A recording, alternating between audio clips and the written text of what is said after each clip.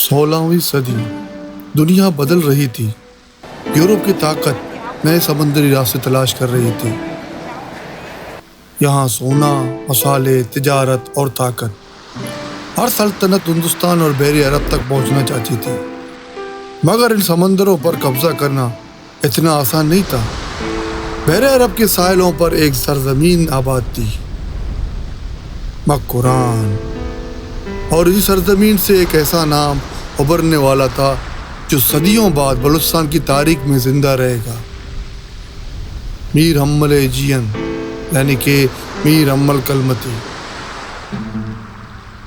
15 اور 16ویں صدی میں پرتگال دنیا کے سب سے طاقتور قوتوں میں شمار ہوتا تھا۔ واسکو ڈی گاما ہندوستان پہنچنے کے بعد پرتگال تجارت پر اپنی اجراداری قائم کرنا چاہتے تھے۔ ان کے جہاز افریقہ سے ہندوستان تک سفر کرتے تھے، ہرمز، گوا، مسقط، اور پھر ان کی نظر مکران کے ساحلوں پر پڑی۔ یہ صرف ایک سرزمین نہیں تھی، یہ تجارت کا دروازہ تھا۔ پرتگال جہاز مکران کے ساحلوں پر اترے، کبھی پانی لیتے، کبھی خوراک لیتے، اور آہستہ آہستہ لوٹ مار شروع کر دیتے۔ گاؤں جلا دیے گئے، مال و اسباب لوٹ لیا گیا، مقامی لوگ خوف کے سائے میں جینے لگے۔ لیکن ہر ظلم ایک نئی مزاحمت کو جنم دیتا ہے۔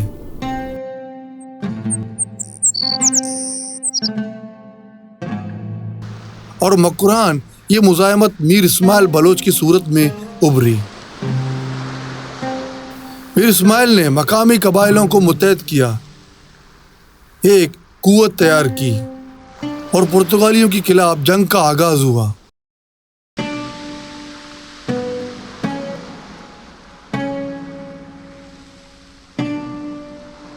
کئی مرتبہ پرتگال کو شکست ہوئی، مکران نے سکون کا سانس لیا، مگر جنگ ابھی ختم نہیں ہوا تھا۔ ایک نیا نام ابھرنا باقی تھا، میر حمل ایجین، یعنی کہ میر حمل کلمتی۔ میر اسماعیل کی وفات کے بعد ذمہ داری میر حمل کلمتی کے کندھوں پر آ گئی۔ وہ صرف ایک قبائلے کے سردار نہیں تھا، وہ پورے علاقے کی امید بن چکا تھا۔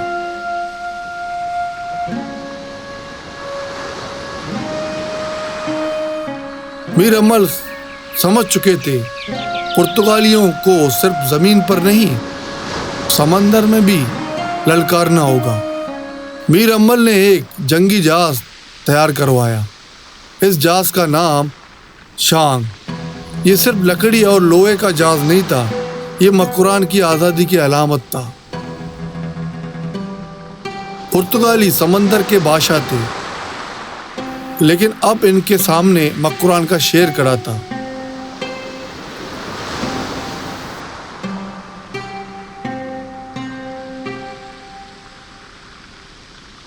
روایت کے مطابق کئی مرتبہ پرتگالیوں نے مکران پر حملہ کیا، اور کئی مرتبہ میر حمل نے انہیں شکست دی۔ ہر جنگ کے بعد ان کی شہرت بڑھتی گئی، بلوچستان کے لوگ انہیں اپنا محافظ سمجھنے لگے۔ آخر ایک وقت آیا جب پرتگالیوں نے معاہدہ کرنا بہتر سمجھا۔